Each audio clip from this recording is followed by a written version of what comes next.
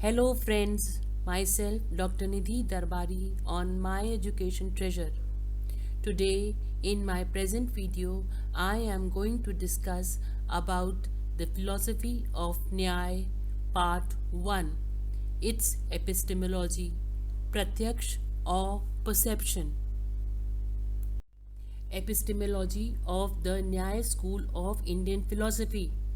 Nyaya school refers to argumentation, also known as science of reasoning, debate, logic. It is a logical quest for God, the absolute divinity. It tells that the material power, Maya, with the help of God, becomes the universe. Nyaya Darshan is based on establishing the fact that only the divinity or God is desirable, knowable, and attainable, and not this world. Nyaya philosophy is primarily concerned with the correct knowledge to be acquired in the human life and the means of receiving this knowledge. The Nyaya school is based on the Nyaya Sutra written by Akaspat Gautam in 2nd century BC. Its methodology is based on a system of logic that has subsequently been adopted by the majority of Indian schools in much the same way as Aristotelian logic has influenced Western philosophy. The Nyaya school chief concern was epistemology. What is correct thinking and how can we come to know reality? Only when we come to know the answers to this question can we achieve liberation. How do we test if what we know corresponds to reality? The Nyaya, Vaisheshik, Jain and Buddhist school said that true knowledge led to success in practical activity, while false knowledge leads to failure and disappointment. The standard illustration of this was story about putting sugar in tea. Suppose you think that white powder in jar is sugar, so you put a spoonful of it in your tea to sweeten it. Your tea tastes sweeter than before. So your belief that white powder was sugar has been confirmed. But now let us say you put some of the powder in your tea and now it tastes with bitter. Your belief that a white powder was sugar has been disproven. It was salt on all along. Nyaya developed several criteria by which the knowledge thus obtained was to be considered valid or invalid. Nyaya considers valid knowledge as real knowledge, that is, knowledge of an object as it exists. It is a technique of logical thinking, an epistemology term which means the way of knowing anything truly. Literally, means of knowledge consist of valid means to get accurate and true knowledge. The focus of Praman is how correct knowledge can be acquired and to what extent.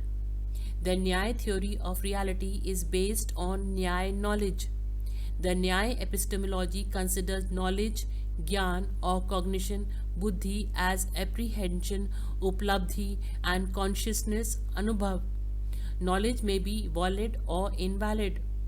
According to Nyaya, there are 4 valid sources of knowledge: perception or pratyaksh, inference or anuman, comparison or upman, and verbal testimony or shabd, and also the 4 sources of invalid knowledge, that is memory or smriti, doubt when there is no definite mark that would distinguish the truth from illusion, samasya, error or false certainty or viparyay, and hypothetical reasoning or argument or tark. If there was no fire, there wouldn't be smoke, but there is smoke, so there must be fire. Its followers believe that opening valid knowledge, that is, the 4 sources of which are perception, inference, comparison, and testimony, is the only way to gain release from suffering. Pratyaksh or perception. Perception is defined by Akaspat Gautam in his Nyaya Sutra as a non-erroneous cognition which is produced by the intercourse of sense organs with the objects, which is not associated with the name and well defined. The Nyayikas defined perception as a definite cognition which is produced by sense objects contact and is true or erring. Perception was an unerring belief produced by contact between an object and the senses. When I have clear and certain sight of a table, this is perception and valid knowledge. If I see a shape in the distance that could be a man or a post, but I cannot tell which, this is doubt and not valid knowledge. If I am certain that I see a snake in a coil of rope, but there is no snake, this is error. Direct and immediate cognition is ordinary as well as extraordinary perception. It requires four conditions to be met. Direct experiment experienced by the sense organ via coming in contact with the object. Must be non-verbal, that is not through hearsay. Must not change on account of deception of one's sensory organs. Must be definite without any doubt. Ordinary perception presupposes sense organs, objects, mana, and self and their mutual contact. Self comes in contact with man, man with sense organs, and sense organs with object. Here, man is acting as a mediator between self and sense organs. Nyaya recognizes the fundamental fact that knowledge involves both sensation and conceptions, which is said to be distinct contribution of Kant to Western philosophy. It recognizes that knowledge from perception is a complex process involving both sensation and conception, in which sensation is material and conception in the form of knowledge. That is, percepts without concepts are blind and concepts without percepts are empty. Nyaya school avoids the fallacy of cycle staircase theory that we first have sense experience, then conception, and then judgment, as Kant said. Perception in actual is a complex process in which we cannot really differentiate direct awareness from relational, that is, they can be distinguished only in thought, not in reality. Kinds of perception. Perceptions can be classified into two kinds, logic or ordinary, and allogic, that is extraordinary. Logic or ordinary perception. When the sense organs come in contact with the object presented in a usual way. It is of two types, bahy or external and manas or internal.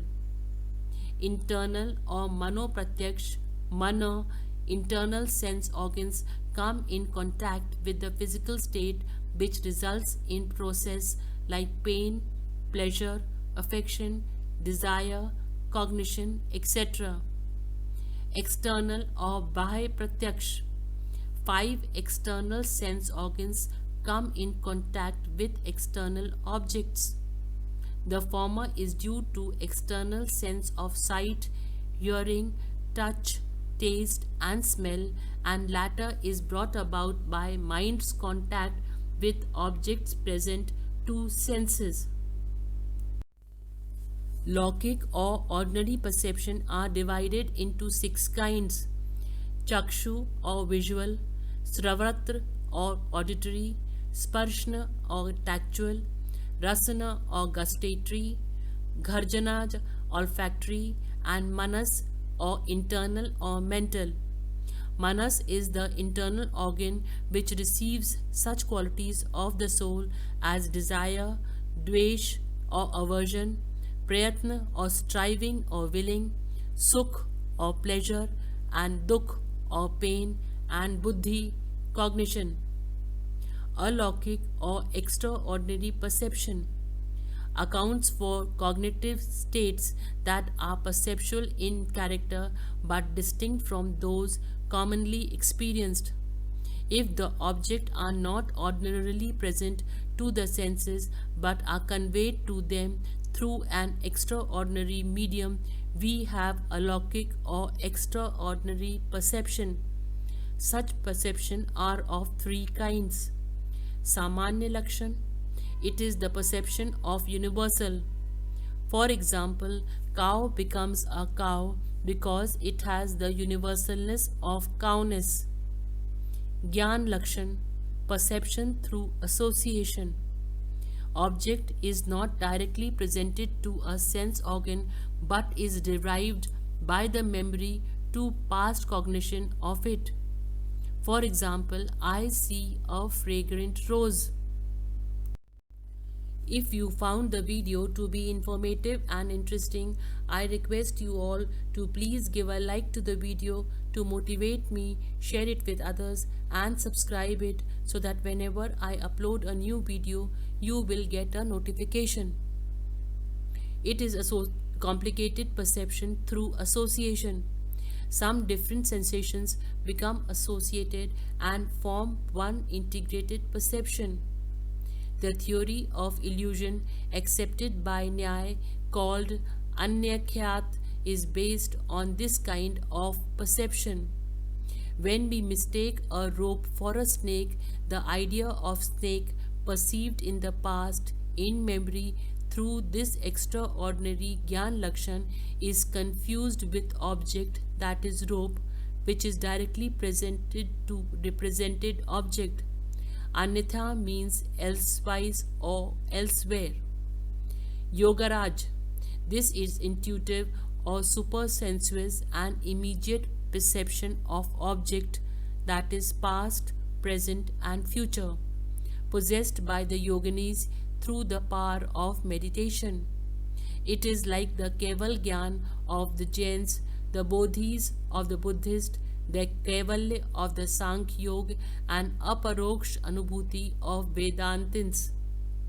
Nyaya school identified two stages in perception: Nirvikalp or indeterminate. Bare sensation or simple apprehension is Nirvikalp perception. Cervikalp or determinate perception, cervikalp determinate perception or perceptual judgment or relational apprehension is called cervical perception. When we go from broad daylight into the dark cinema hall to see a matinee show, we first do not see the seats of the audience clearly but have only a dim sensation of the object present there, which gradually reveals themselves to us. The dim sense experience of the object in the hall is indeterminate perception, while the clear perception of them is determinate perception or savikalp. Here, discrete sensations are transformed into organized, assimilated, and synthesized knowledge. They are not two different kinds of perception, but only earlier and later stages of same complex process of perception. All perception is determinate but necessarily preceded by an earlier stage, that is indeterminate perception. Difference between cervikalp and nirvikalp. Cervical perception can be expressed in language while nirvikalp cannot. Cross-examination of cervical perception is possible while nirvikalp is not. Cervical perception causes activity on part of the knower while nirvikalp does not.